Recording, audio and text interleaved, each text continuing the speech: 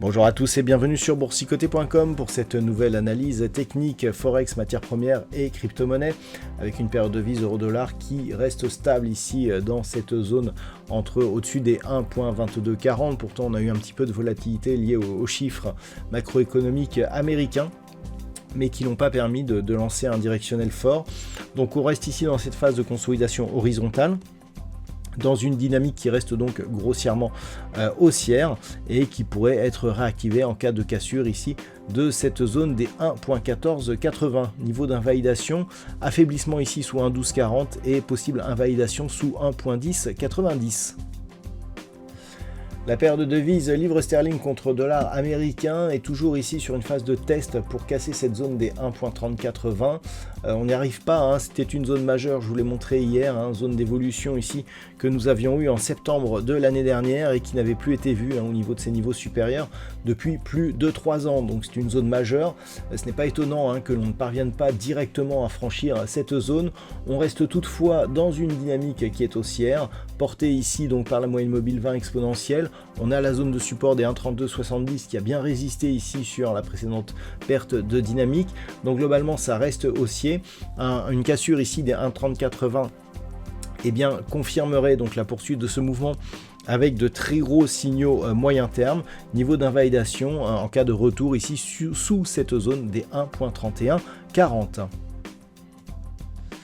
Sur l'or, ça reste neutre, on est encore une fois venu s'appuyer ici sur cette zone des 3290 $ l'once.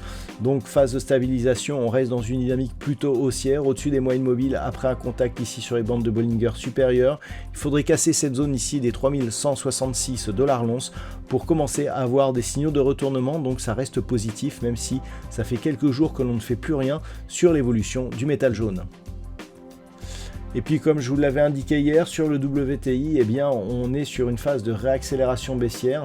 Je vous avais dit que si on cassait ici la zone des 59.70, l'objectif c'était un retour ici sur cette zone des 56.60. Globalement c'est très net ce que l'on a depuis quelques jours.